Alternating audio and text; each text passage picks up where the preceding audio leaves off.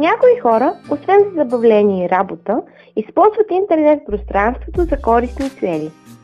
Сега ще видите как хора от виртуалния свят могат да ви се представят за коренно различни от това, което са всъщност.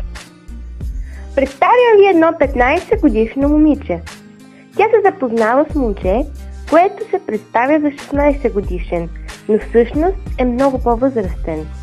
Тинейджърката, повлияна от увлекателните думи на своя събеседник, му представи лична информация, като адрес и телефонен номер.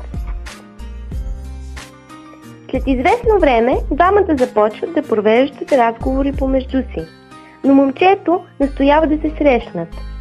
Тя се съгласява, но при срещата с него, тя вижда истинското му лице и осъзнава своята грешка.